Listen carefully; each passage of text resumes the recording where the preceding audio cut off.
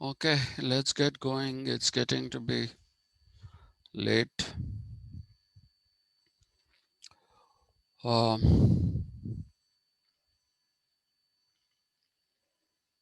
Let's start with Machiavelli.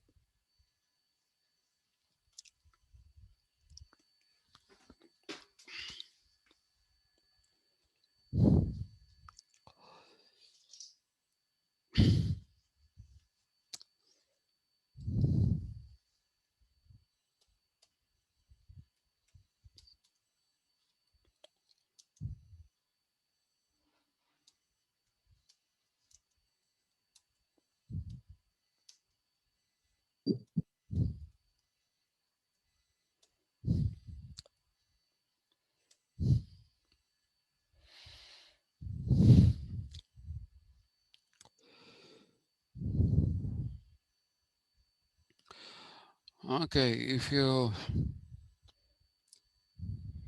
Niccolo Machiavelli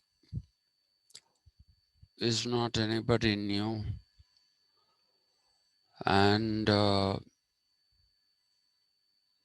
you already know him from your um BA days, I guess. The reason why I say that is that there is nothing terribly complicated about teaching Machiavelli, except, of course, there are some interpretations about him which need to be reconsidered. But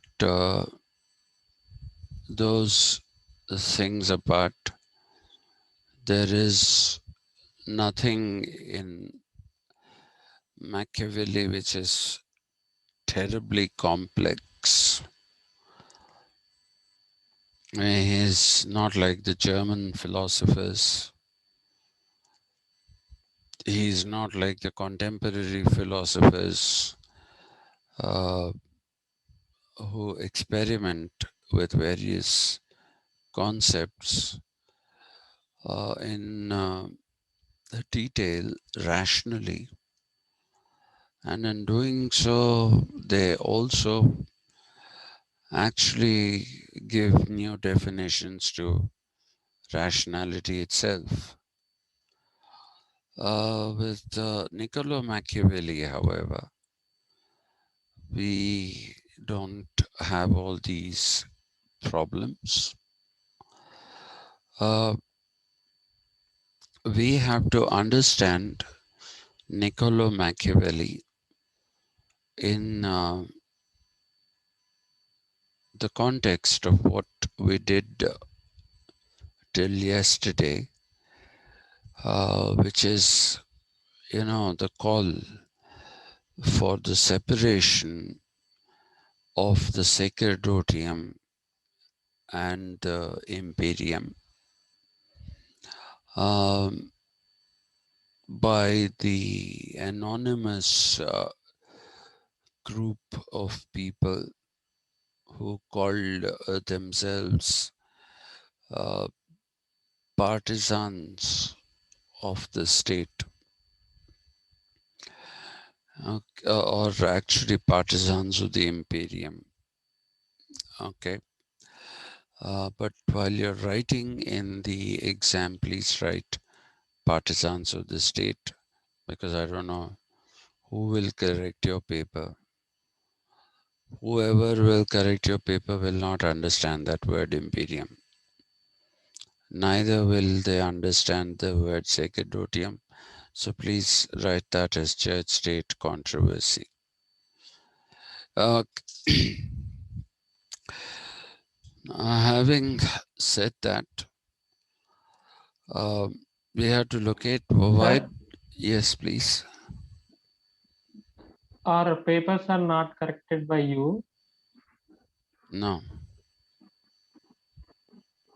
Who will correct? I have no idea. I have seriously no idea who will correct. Okay, sir. I don't set your paper. I don't correct your paper. Okay, sir. Yeah. So,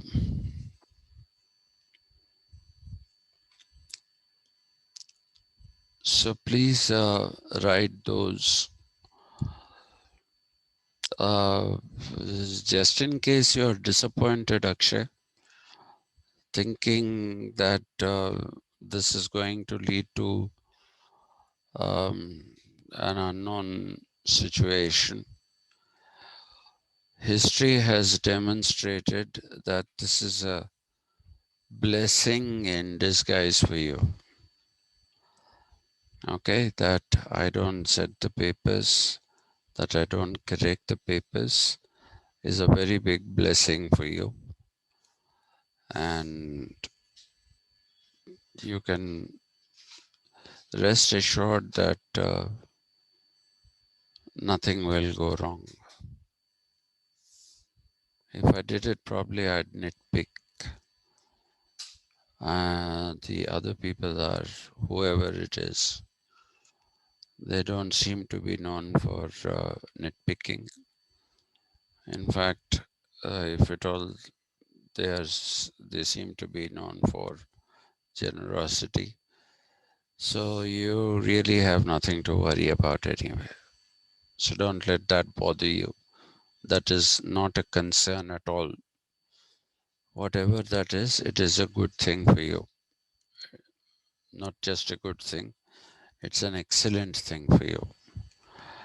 So let's get back to this. So we were talking about the partisans of the Imperium, and I was uh, making this argument that the partisans of the Imperium, despite finding support from the Franciscan friars, uh, Marsilius of Padua, Franciscan friars, like I told you, are members of the church.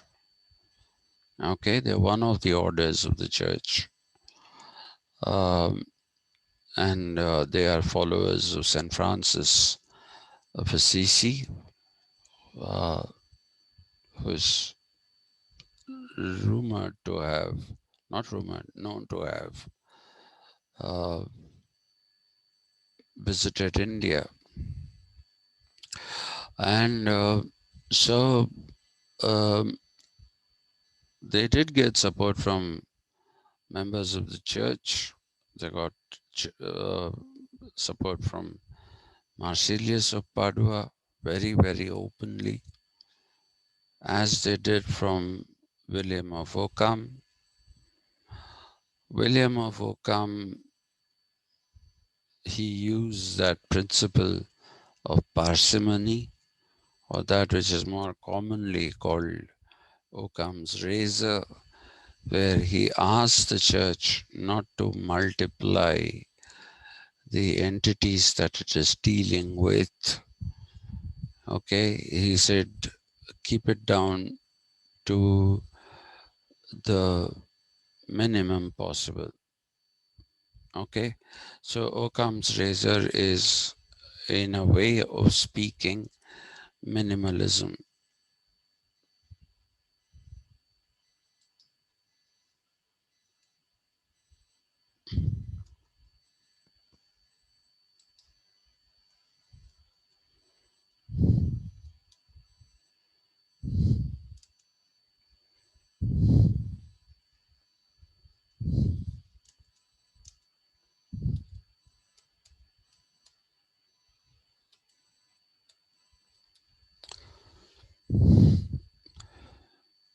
It's not the minimalism that you find in other people. He just doesn't like to have too many things. For him, the simpler you keep life, the easier it is to manage it. And even in terms of performance of miracles, he said the church doesn't have to go and perform too many miracles. There's no necessity for that. He applied the principle of parsimony even to that. And he said the church can, you know, uh, cut down on the number of, what should we say, miracles and the talk about miracles.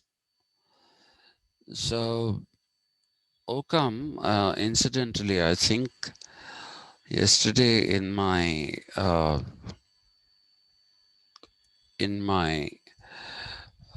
pain, I gave you a bit of wrong information about William of Occam.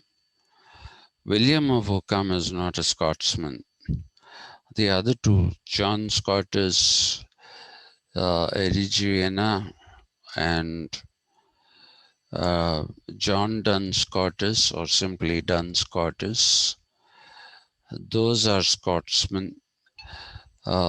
William of Occam actually is an Englishman.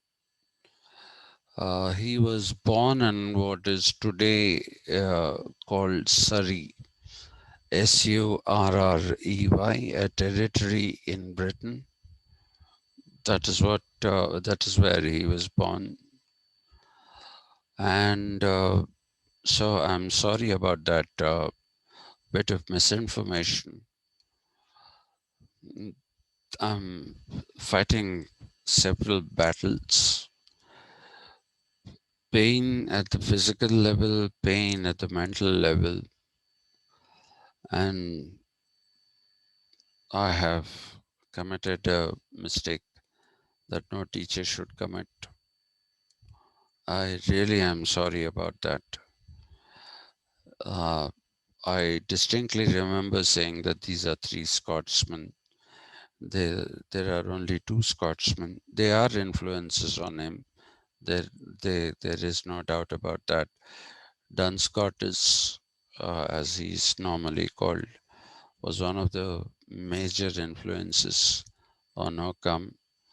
Uh, and Dunscottis's idea that in if you're given a plethora of um, what do you say explanations, the simplest is usually the correct one. Okay, that is attributed to Occam, but it is not Occam's. When I say Occam, I'm talking about William of Occam. It is not a principle of William of Occam's. Uh, it is a principle of Duns Scotus, which was later on actually modified by William of Ockham. In the Ockham's razor, he modified it as if there are too many contending hypotheses about something, then finding an answer to which hypothesis is right becomes a near impossible task. So, what William of Ockham basically talked about was limiting the number of hypotheses uh, that you would pick up about a problem and examining only those which are worthy of examination. Do not unnecessarily pick up too many hypotheses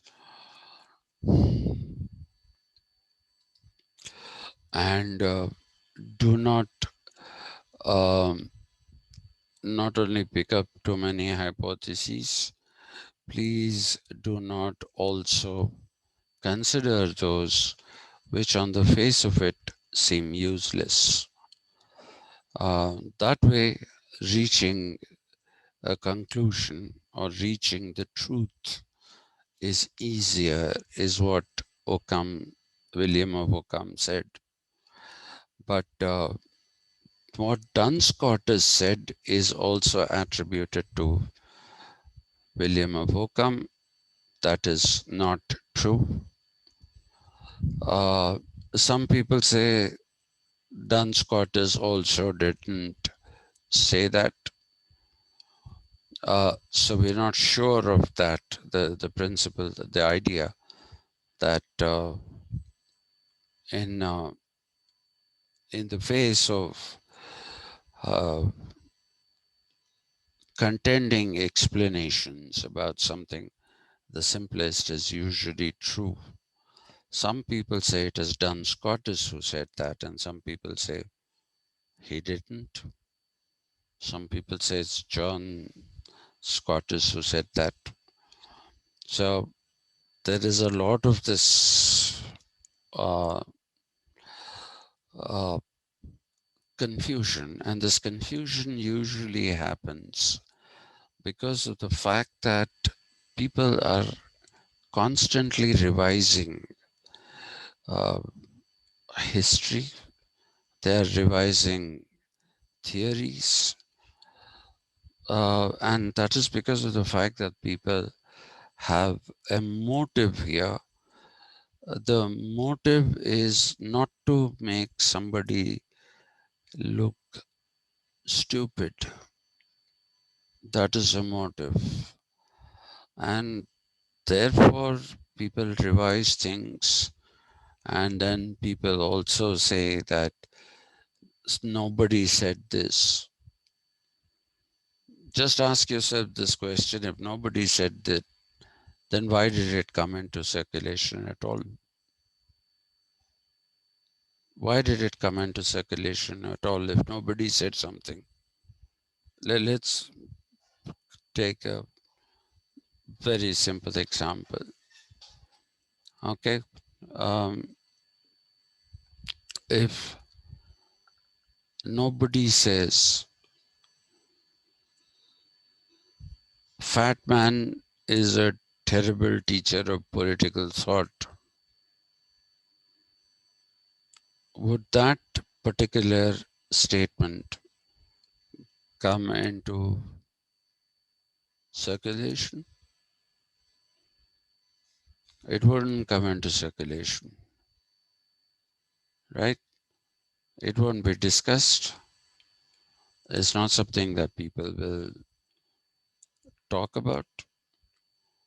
But if somebody does say that he's a terrible teacher, that is when it comes into circulation. So, for something to come into circulation, it is absolutely necessary that somebody should say it in the first place. If nobody said it, then why is it there? That is a question that you need to ask yourself. So somebody said it, whether it is John Duns Scotus or John Scotus Regina, one of these people has said that thing about, in the face of uh, many explanations for a phenomenon, the simplest is often true. Somebody must have said it. But it's not William of Ockham, that I can assure you. It's not him. He spoke about it in terms of not multiplying things unnecessarily. And when he talked about hypotheses, he talked about not taking on too many hypotheses, eliminating hypotheses at the level of the hypotheses itself is what he advocated, and choose only the ones which are realistic and not unrealistic, because otherwise I can think of an example from WhatsApp. I ask people, please don't send me important messages on WhatsApp. My wife thinks I'm an idiot. She thinks I'm a Neanderthal man who still wants to use SMS when the world is all using WhatsApp. My point is precisely that I get so much rubbish on WhatsApp. If somebody sends something important, it just gets buried in the rubbish that comes. And that way, I have not seen some messages at all, because it is very tiring sitting in front of this and going through the whole thing. Come on, we have better things to do than just sitting and looking at the WhatsApp messages, going through what is useful, what is not useful. So I've come to the conclusion that WhatsApp messages are complete rubbish. If it is something that you want me to see and it is important, please waste 50 paisa, 1 rupee, I don't know how much it costs, and send an SMS. That is a guaranteed way of making sure that your message doesn't get lost in the clutter of nonsense. So that would be something like the Occam's razor. Okay. So my wife is very critical of me because I tell people that please send by SMS. She says nobody sends by SMS. And now I have another problem, since we don't seem to be bothered. We Indians don't have any problems about privacy. But a lot of my foreign friends, Indians living abroad, they are not willing to go by the new privacy policy of WhatsApp. So they have all moved on to Signal. And that's another one for me to check now. So see, I have decided that I'm not going to check messages on Signal, on WhatsApp, the social networking thing. It's a useless thing. It's a completely useless thing. It just bombards you with unnecessary information, not even information, unnecessary rubbish. So I've stopped going to Facebook. I guess I'll be off all social networks except LinkedIn, which is not a social network, it's a professional network. Maybe that. Anyway, so you can use the Occam's uh, principle, or rather Occam's razor, even in your everyday life. Anyway, so that is one of the things. It is minimalism. And Marsilius of Padua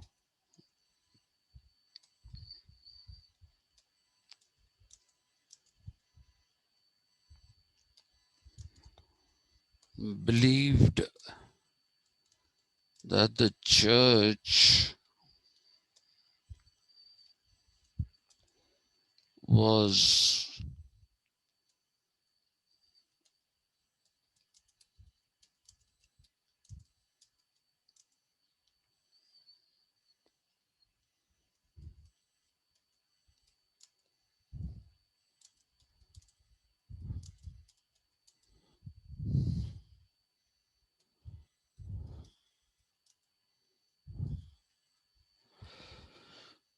so this is the contention of Marsilius of Padua. So these people, strangely enough, said these at the time when uh, the partisans of the Imperium were talking about potestates distincte, two different swords that could not be put in one scabbard, and therefore they believed that the church should only take care of spiritual matters. And these people said exactly the same thing.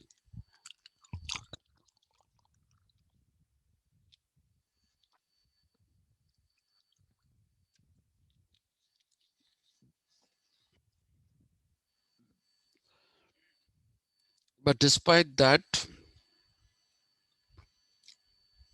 the partisans of the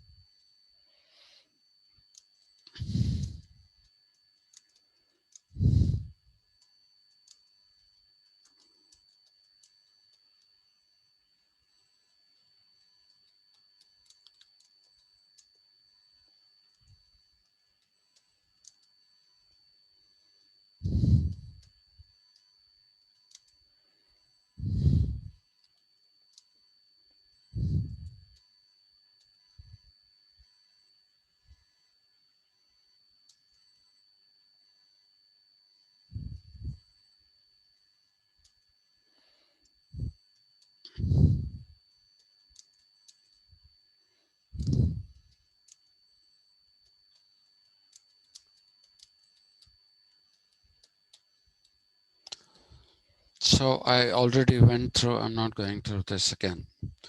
So this is a self-defeating, it's a very self-defeating thing that the uh, partisans of the Imperium did, because um, they were uh, invoking divine right. An invocation of divine right obviously meant empowering the church. I've given you the reasons. They are very simple. The church always claimed that it was a representation of God on earth, and they always claimed that God is the true monarch of the world, and that the church and the Pope and the clergy are the representatives of God on earth. So these people, by invoking the divine right principle, only strengthened the church. So it was up to Machiavelli.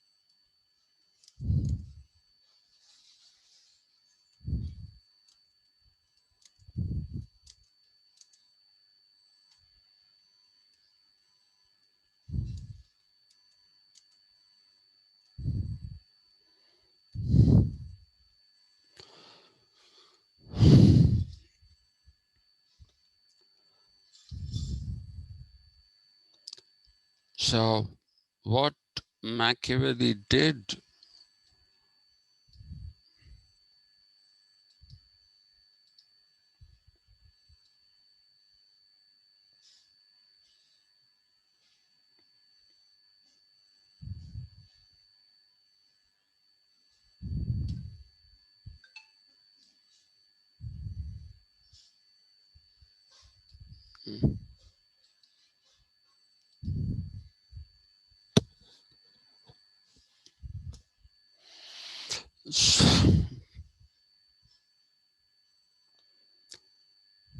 it's not happening, is it? It really is not happening. No problem, sir. Continue further details.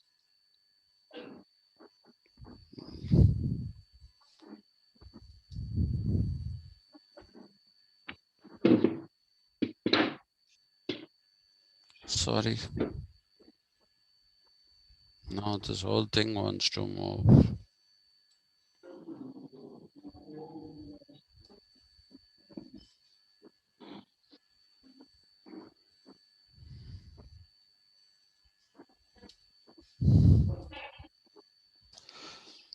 Okay. So uh, it was left to Machiavelli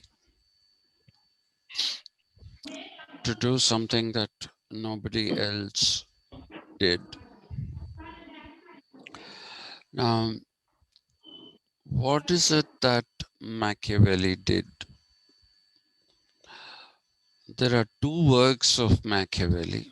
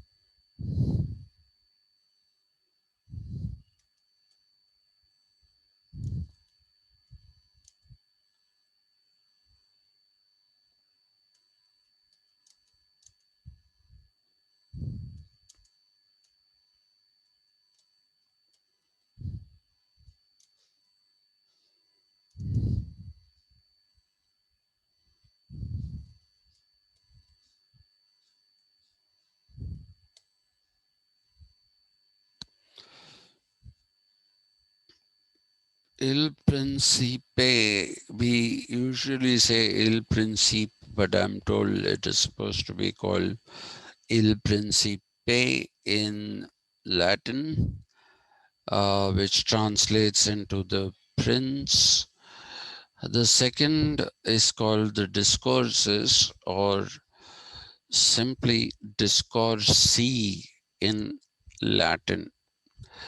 Now, what discourse, the full title of the book, Discourses, is um, something, I think it is Discourses on the first 10 or on the first decade of the rule of Titus Livius. Okay, and Titus Livius is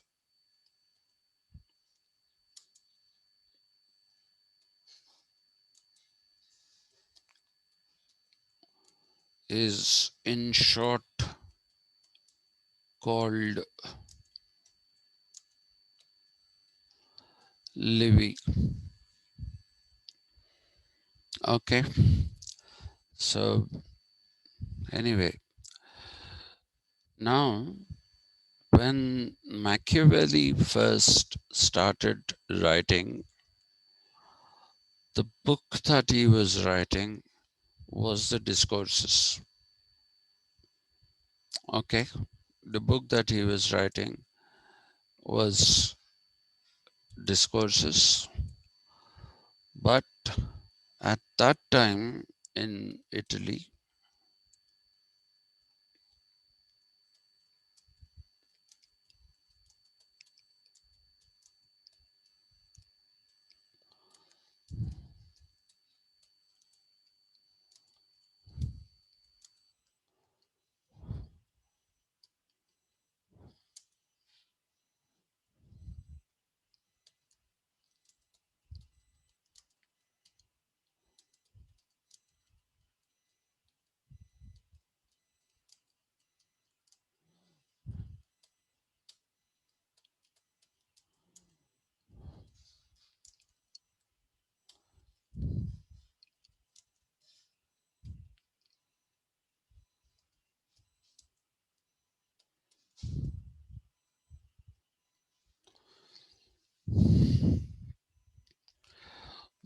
seeing this support to the uh, partisans of the Imperium, a lot of people were writing books, all of which were titled The Prince. Okay, the reason why they were called the Prince,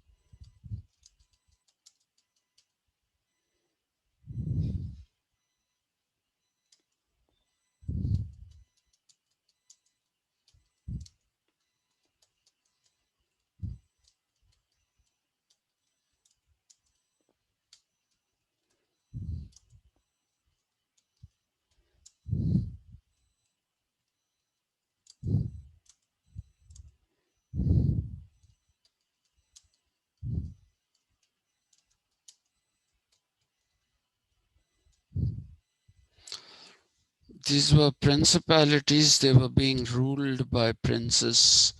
Milan, Naples, uh, Florence, Venice, Rome, all of these were actually, were actually principalities. Uh, sorry, they were being ruled by princes.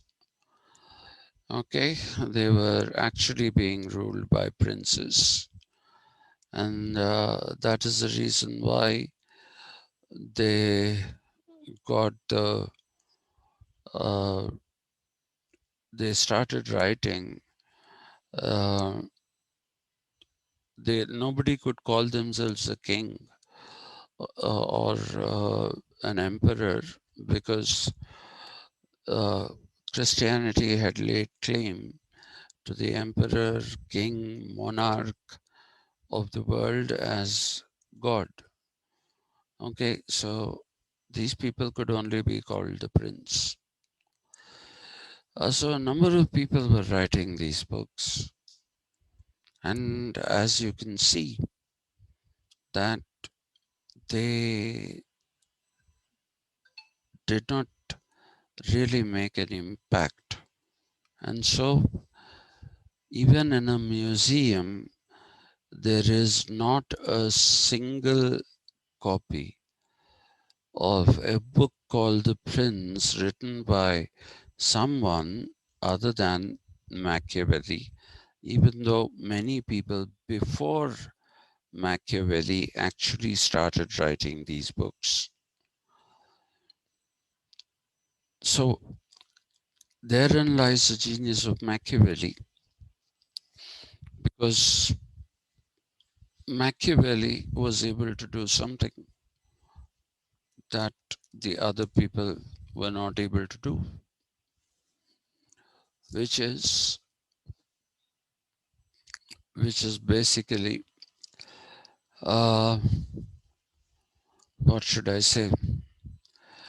Uh, which is the separation of the church from the Imperium. Only Machiavelli succeeded in doing it.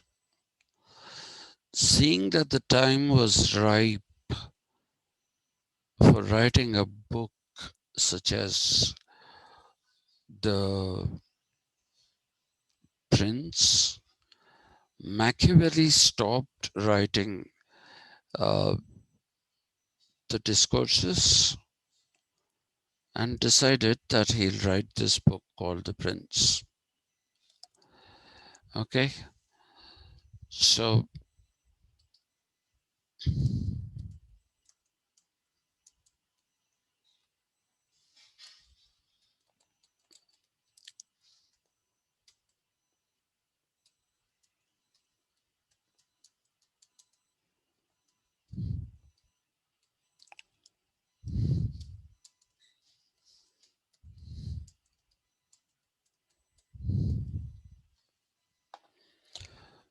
Machiavelli basically was so keen uh, on getting rid of the church from the temporal realm that he made a dedication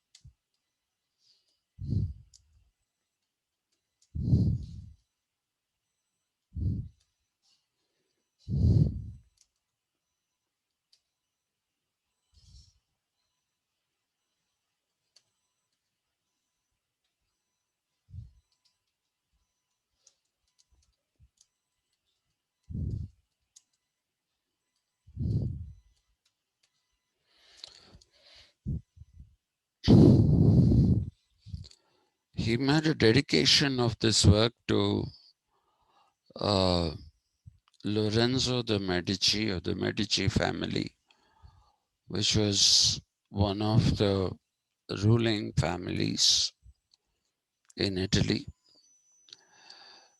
And he hoped that Lorenzo de' Medici would follow his example, rather, would follow his text and make an example for the other princes also.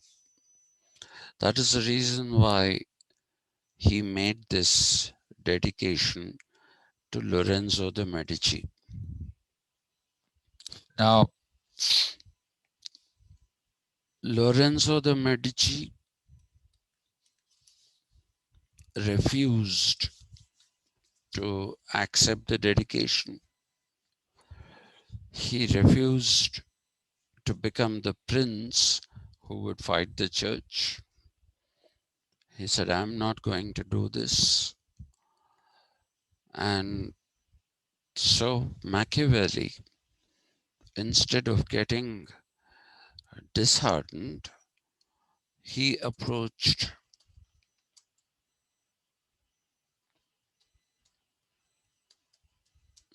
another ruling family,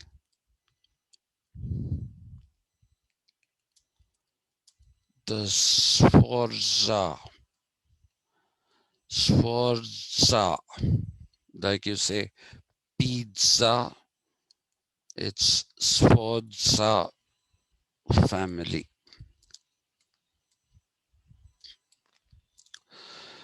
The Sforza family also did not have,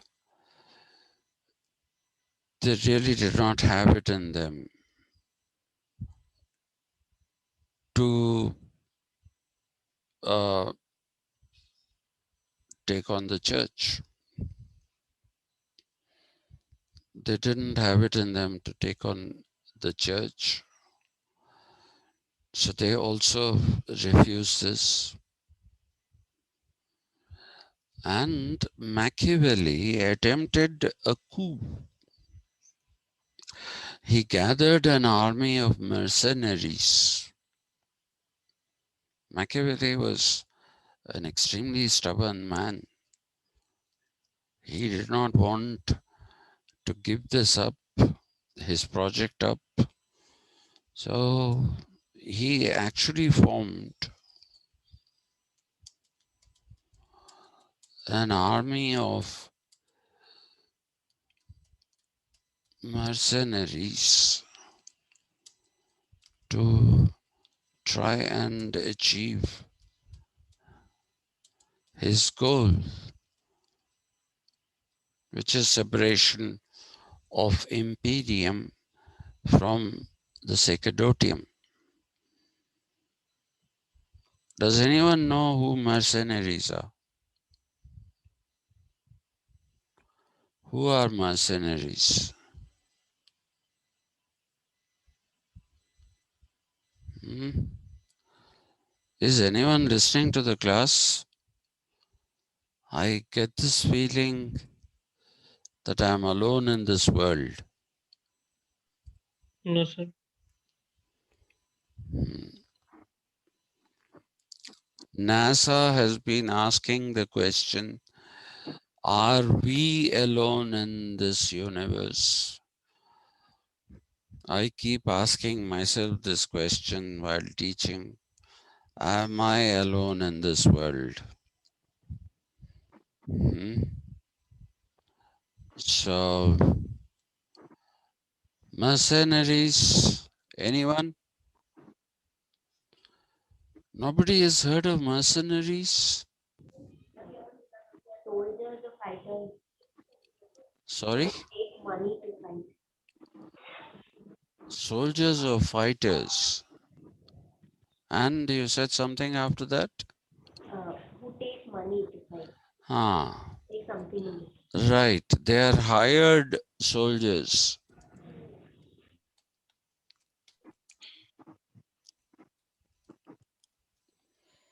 They are hired soldiers who fight only for money and nothing Soldiers else. of other kingdom. Sorry? Soldiers of other kingdom or No, empire. these are what people would today call outlaws. Okay, outlaws are those who are wanted by law. Okay, uh, because they don't do things as per the rules of law. So they do it for money. Whoever pays them money, they fight for them. That is the mercenary. Now, what mm, defeated Machiavelli here was that he didn't or couldn't raise enough money to keep the mercenaries fighting for him. They couldn't do that. He couldn't do that.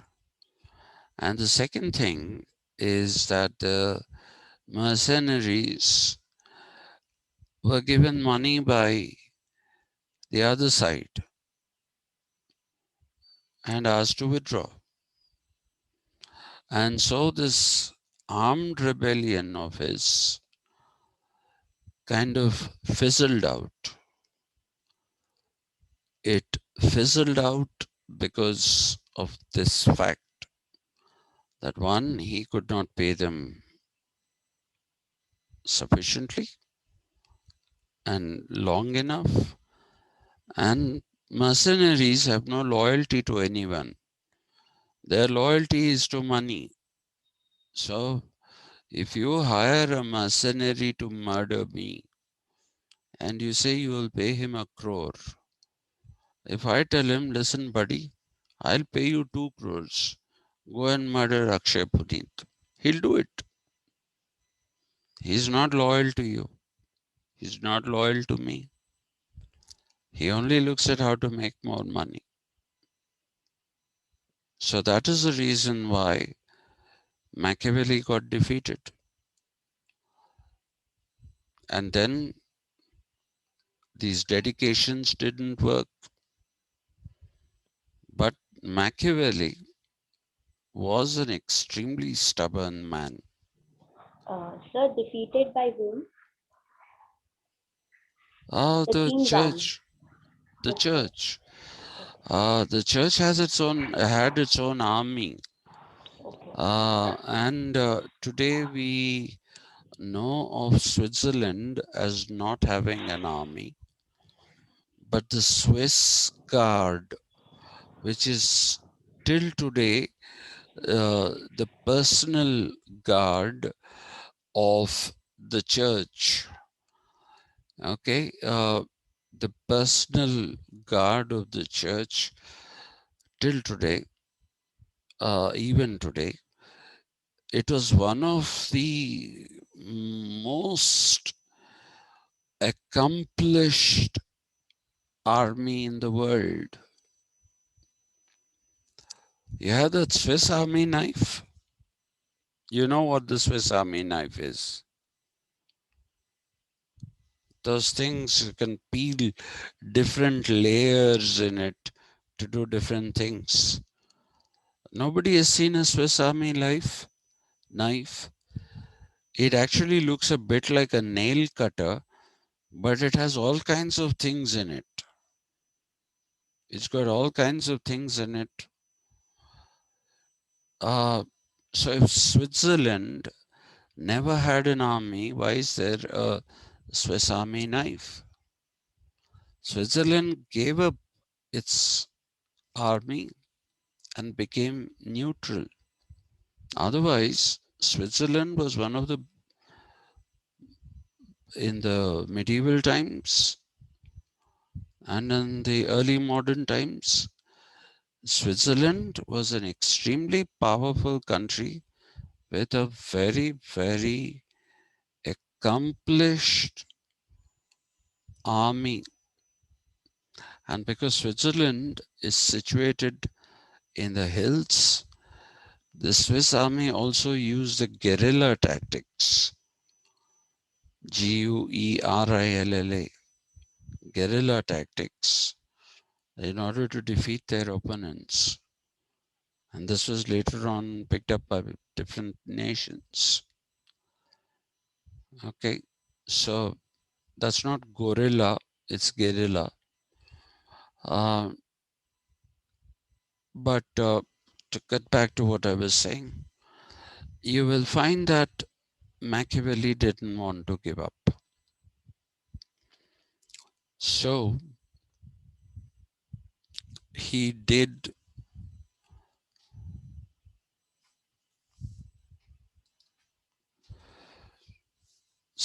did what nobody thought could be done. Okay, which was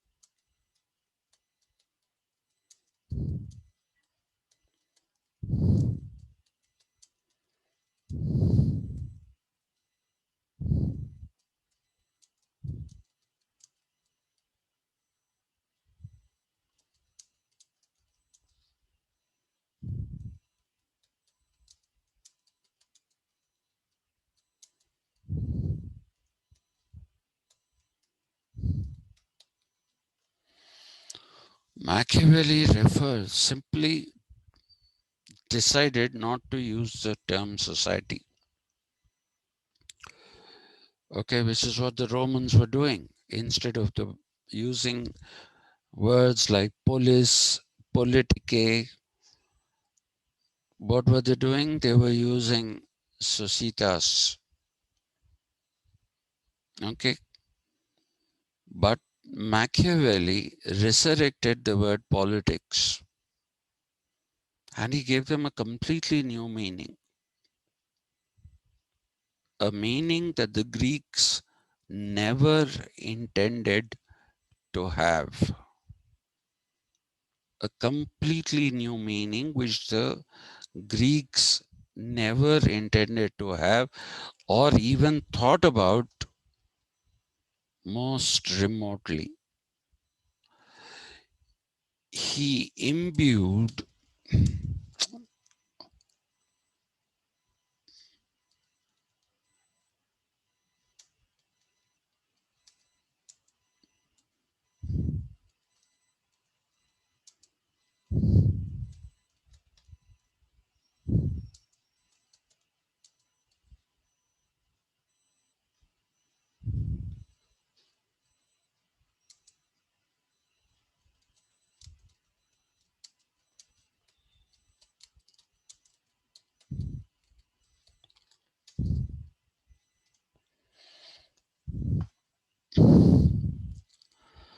okay, he imbued politics with the idea of power and domination. No longer did he see it as a pursuit of a good ethical life, which is what Aristotle talked about when he talked about politics in his book Politeia, Eudaimonia. All of these are ethically good life, the good of all. Good citizens breed a good polity, and a good polity in turn breeds good citizens, right?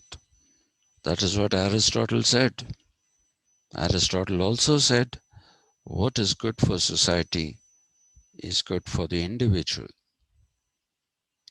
He said that also. Now, a large part of the Prince, if you read it it's a very, very small book. In fact, some of the pamphlets written by Lenin are bigger than this book, The Prince by Machiavelli. It's all advice. It's a bit like don't overdo the comparison. Please do not overdo the comparison. It is a bit like what Kautilya did, advising a king about how to rule. A lot of people attribute the Saptanga theory to Kautilya, which is not correct. The Saptanga theory predates Kautilya. He did use it. He did use it in the Artha Shastra. And by the way, please don't confuse Artha for economy. A lot of people think Artha Shastra is about economics. It is not. Okay. In Kautilya and in Sanskrit, trade is varta and economy is vitta. And so our good old Doordarshan, when it talks about our finance minister in Hindi, it says Vitta Mantri. Vitta Mantri. So it's Vitta, not Artha. Artha is politics with a little bit of economics thrown in it. Negligible. Artha is not a book on economics. Now, what we have of that book are translations of Shyama Shastri in the early 20th century. And he only found fragments of that book. And he constructed a book out of those fragments. And people say that he used a lot of interpolations which were his own. And some people say that he saw a similarity. He meaning Shyama Shastri saw a similarity between Machiavelli and Chanakya and decided uh, to have interpolations which come from the prince. So one is not sure of which way the influence went. One is not sure if the influence went from Chanakya to Kautilya, or did it go from while Shyama Shastri was translating and trying to make a complete book out of it, did he interpolate things from the prince? That is a question mark that remains. So the safest thing to do is to desist a comparison between the two of them. Sometimes it can so happen that two people hit the same idea. Okay, I don't know if I told you this. During my free time, I used to write copy for advertisements. Okay, and I also won 2 best copywriter awards. Now, many times I've seen that 3 or more copywriters come up with the same idea for different products. The lines that they write to highlight a product are absolutely the same, word for word. Word for word, they are absolutely the same. So I don't think it is, plagiarism. The same idea can strike a number of people. And that is what happened possibly with Machiavelli. So the best thing to do is desist from indulging in comparisons. We should not compare com- compare uh, Machiavelli and Chanakya. Uh, Saptanga theory, like I said, existed before, incorporated into the Arthashastra. But what is the main contribution of Chanakya? It is uh, the Mandala Theory. I'm not going to explain that to you because it takes a lot of time. But let me take this opportunity to draw your attention to a very big and yet to be solved controversy. We hear these 3 names, Chanakya, Kautilya, Vishnugupta. People tell us they are all the same. People tell us they are all the same. Okay, now there is one school of thought which says that he got the name Kautilya because of his spreading Kutila Niti. Kutila in Sanskrit. Kutila in Sanskrit means that which is perverted, that which is scheming, and in that sense, dirty. So actually, there is no such thing as Kutila Niti because Niti is the opposite of Kutila. So you can't put them together. Because he took recourse to Kutila, people say that he came to be called Kautilya. Right-wing historians defend him and say that his Gotra, every family has a Gotra. Originally only Brahmins did. Later on, the Kshatriyas and Vaishyas also took on Gotras. See, Gotras were the names of sages. So anyway, so it was Brahmins who took them, then both the... Now everybody has a Gotra. Not all of them are names of sages. Not all of them are names of sages, but they have different Gotras. So they say he had a Gotra called Kauti or something, and therefore uh, he basically came to be called Kautilya. I searched the Gotras list. Nowhere is there a Gotra called Kauti.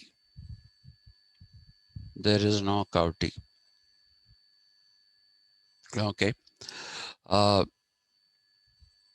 so Kautilya is probably somebody who advocated this Kutila strategies and therefore he became Kautilya. Chanakya, people say, is his name because he was the son of Rishi Chanak. Chanak was the name of his father, and It he, is said that Kanin and Kaniswari. sorry, Kanin, no, you were breaking. Could you repeat that? Kanin and Kaniswari. Kanninan, Kanin, Kanin. Canin, Ah, and Kaniswari, Caniswari. ah, His father and mother. Some people say Chanak. That's what I'm trying to say. These are all legends. These are no, they are legends, urban legends, strictly speaking. Those that don't have a basis. Yes. Mm, they don't have the basis. Then how did Vishnu Gupta come in? And there is a contention now among different castes. Some people say the Brahmins claim that Chanakya was, you read it as Chanin, Kanin, but it would have had an accent on the top, over the C. When they write like that, it's called a phonetic spelling. It'll be Chanin, not Canon or Kanin. Okay, it'll be Cha. Like Chandragupta, when it's written with with the phonetic spelling, you write C and put a line on top. It becomes Chandragupta. Okay, sir. Yeah, so that is not Kanin, it is Chanin. Okay, so some people say Chanin, some people say Chanak, whatever it is. But where did this Vishnu Gupta come from? Hmm? Where did that come from? So people say these were three distinct people: Kautilya, Chanakya, and Vishnu Gupta. Today the Vaishyas claim that Vishnu Gupta, he is a Gupta, so Gupta is a Vaishya surname. So they say that the man who's called either Kautilya or Chanakya popularly, and Vishnu Gupta a lot less popularly, is someone. Hey, please don't start this. Don't start this. No.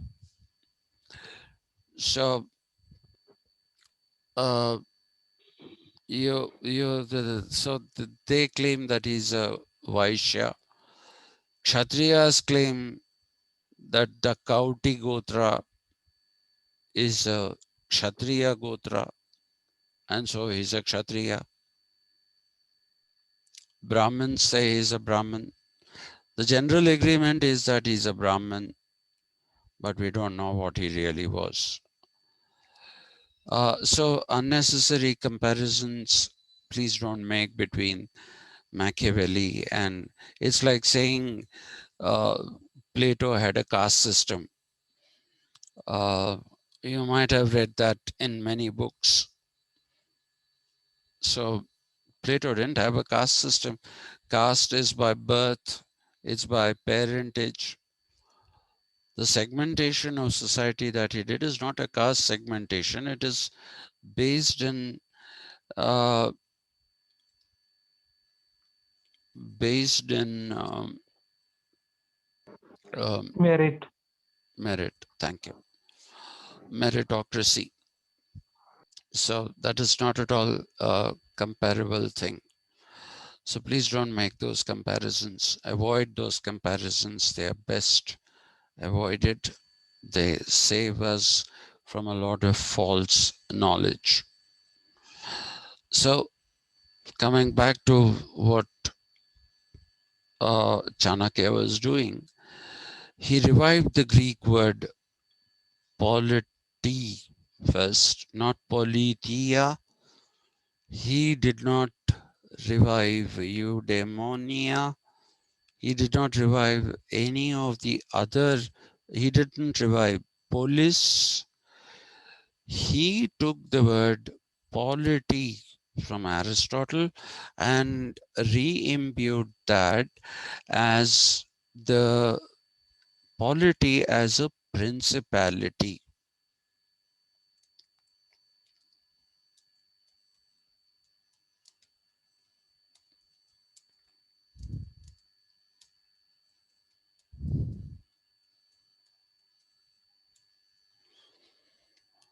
And therefore, the word politics makes a comeback, albeit in a limited manner, albeit in a limited manner. And he eschews any references to the Greeks while he's using polity or politics. He does not uh, use the name of Aristotle or Plato or anyone from ancient Greece. Aristotle is called the father of politics because he's the one who gave the most elaborate description of what politics are. When I was teaching yesterday to you about Charles Taylor, I told you one of Charles Taylor's inspirations is Aristotle and the idea, even though there is a telos, a predetermined goal, Aristotle is the one who said that one has to work towards that goal through practical wisdom. So if you read Aristotle's Politics, and you will find that Aristotle is somebody who advocates political activity as practical wisdom that will lead people to eudaimonia in apolitia. Okay, none of those references you'll find in Machiavelli. Machiavelli basically revives the word polity and the activity in the polity as politics. He revives those. There is no question of wisdom. For him, the polity is a principality only. So the question is, why did he use the word polity? Machiavelli,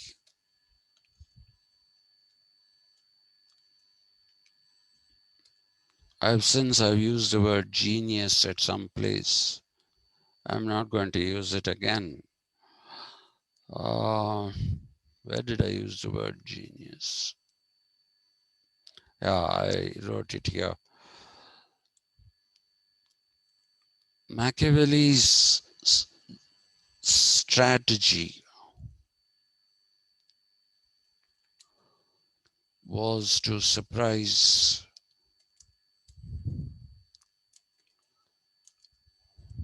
the church.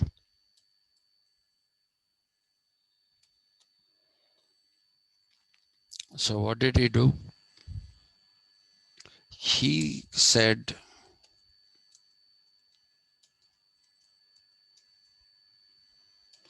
I'm not going to type that whole he said. He said, politic,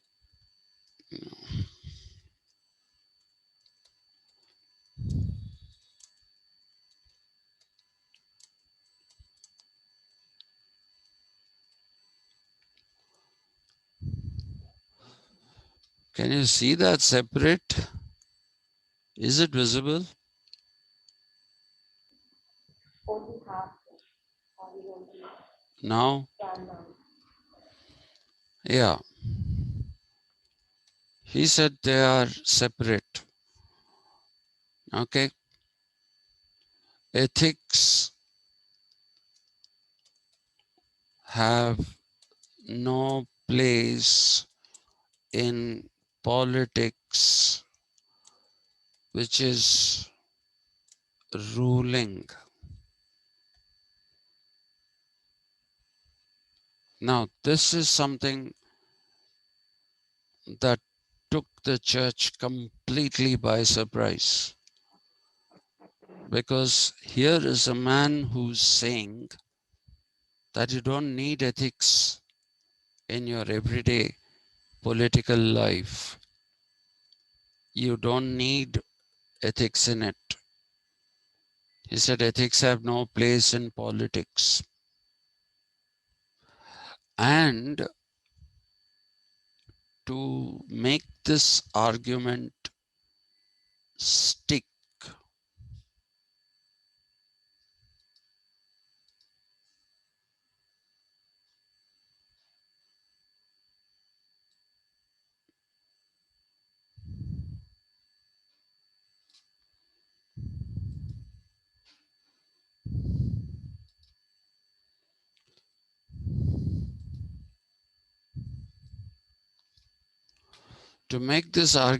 stick, he came up with the idea that ends justify means in politics.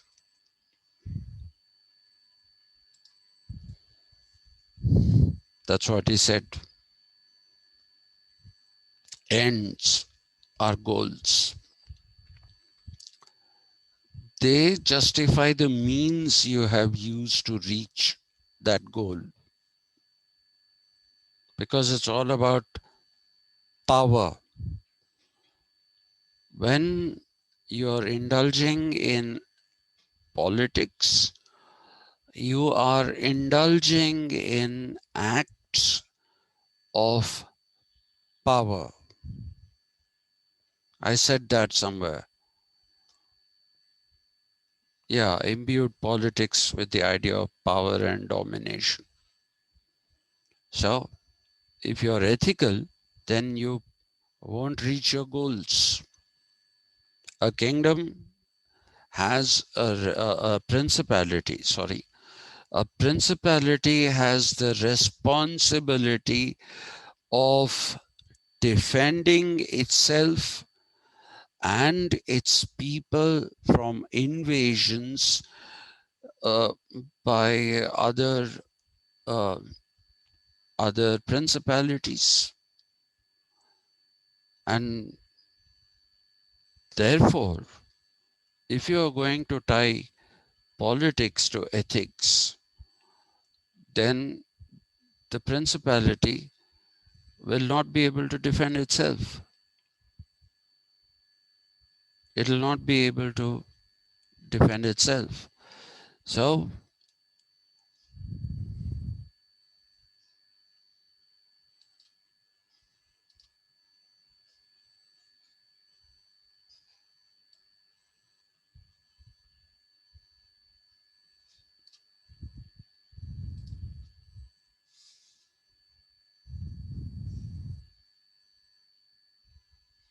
now what happened?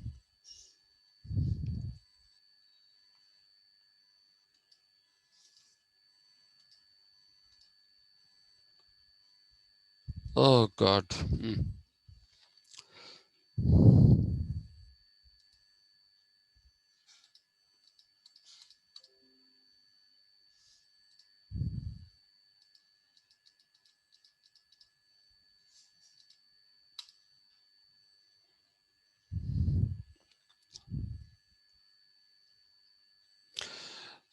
This line drawing I have to do because otherwise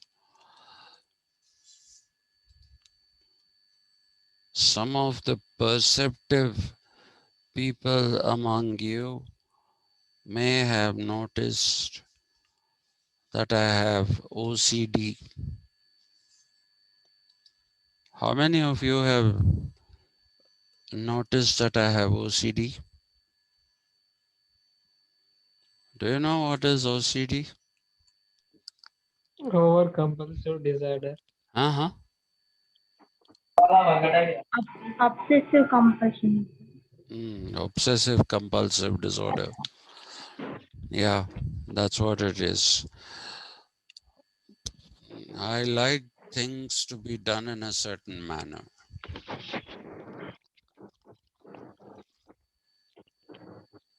Now, people with normal OCD would like to do it cleanly, nicely, neatly. My OCD drives me to do things shabbily.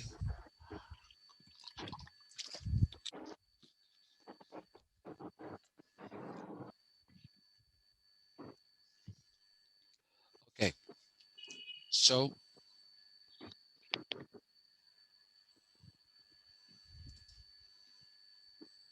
no.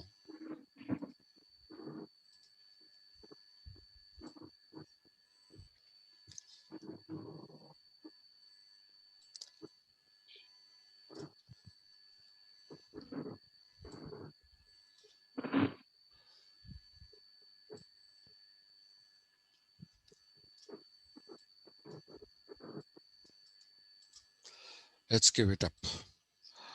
Okay, let's take this. Politics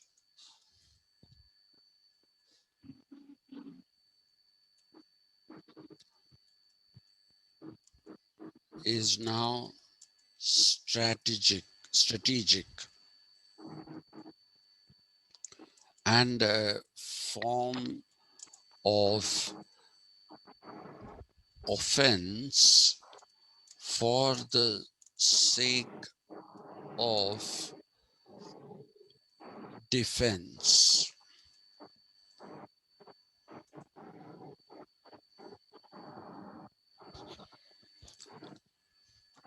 Okay, it is a form of offense for the sake of defense. So this is a brand new dimension. He gave a brand new dimension to it, right? And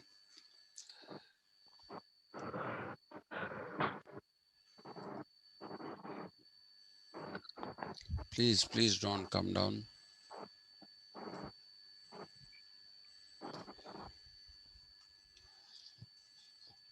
The priority of politics is the security of people at any cost. It is the security of people at any cost.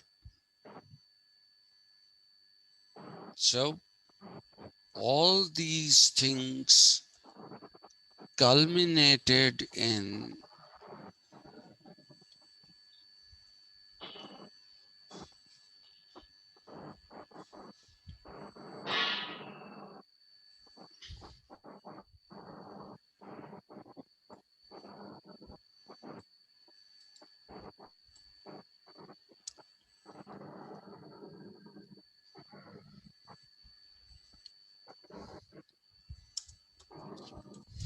please.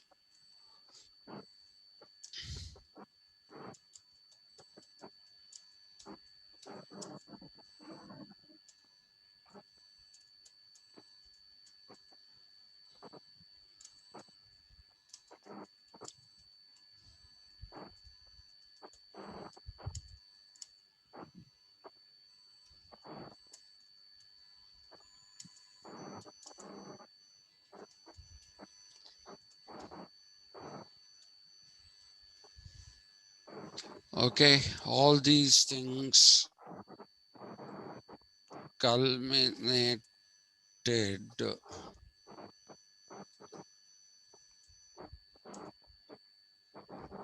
in the separation of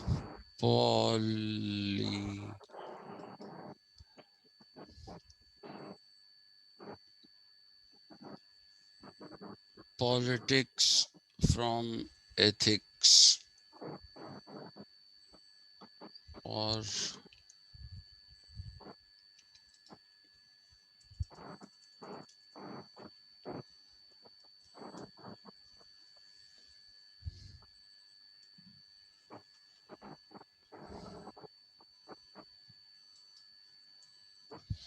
yeah, this is all separation. So not only does he introduce politics, he is somebody who is separating it from ethics, and so he becomes,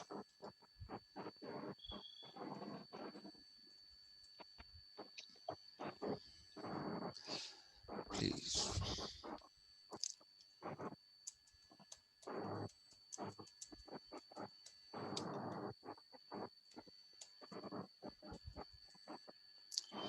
if Aristotle is the father of politics,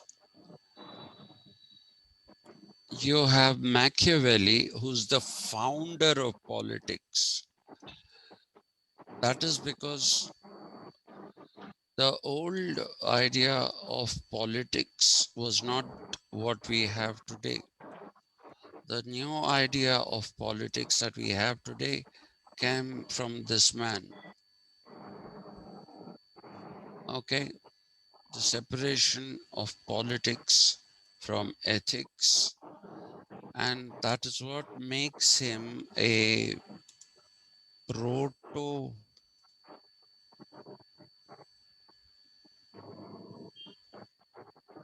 modern